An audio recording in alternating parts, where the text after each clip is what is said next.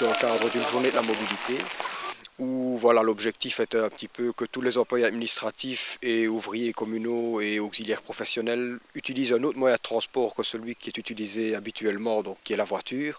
Et donc aujourd'hui, on leur proposait de venir soit en faisant du covoiturage, soit en vélo, soit à pied ou soit par d'autres moyens de transport en commun par exemple. À l'occasion de cette journée de la mobilité, on a aussi proposé à tous les employés administratifs, auxiliaires professionnels et ouvriers un atelier gonflage des pneus. Donc... Bonjour, Action Eco-Team. Ah, salut. Journée de la sensibilisation à la pression des pneus. D'accord. Tu sais plus ou moins combien il faut, Mathilde? Je crois devant c'est 3, Ouais. 2, 4 et derrière 2, 2. Ouais, ok, 2, 4 et 2. L'objectif est un petit peu de montrer aux gens les avantages d'avoir un pneu gonflé à la bonne pression. Et donc voilà, un pneu sous-gonflé peut entraîner plus de consommation, un pneu surgonflé peut entraîner plus d'usure, tout comme la sous-pression aussi évidemment. Et donc voilà, cette journée c'était aussi un petit peu l'occasion de montrer à tous nos employés finalement qu'il fallait effectivement avoir des pneus à bonne pression. Nous avons eu l'occasion d'aborder 4 thématiques principales dans le cadre de l'éco-team. La première était la mobilité et le transport. La seconde, c'était plutôt tout ce qui concernait les déchets et les déchets papier évidemment aussi. Ensuite, il y a eu la thématique de l'eau. Et enfin, la dernière thématique, c'était principalement les économies d'énergie en général. Au niveau de ces thématiques, on a entrepris toutes sortes d'actions.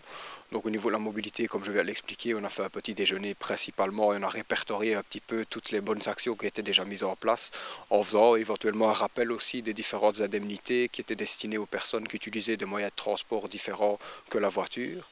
On a aussi lancé des actions au niveau de la consommation d'eau, en lançant par exemple dans les toilettes des petites affiches en expliquant bien aux gens l'utilité des boutons pressoirs économiques et la manière de l'utiliser. Un petit rappel semblait nécessaire aussi pour certains. Et voilà, au niveau de l'énergie aussi, on a lancé une petite campagne d'affichage, on va dire, concernant certains endroits où on a vu dans l'administration communale que des lampes restaient régulièrement allumées. Et également au niveau des ordinateurs qui restaient en veille durant la nuit, où voilà, on a décidé de mettre des smileys, on va dire, sur les ordinateurs qui étaient bien restés allumés afin que les personnes se rendent compte de leur comportement et puissent le modifier évidemment à l'avenir.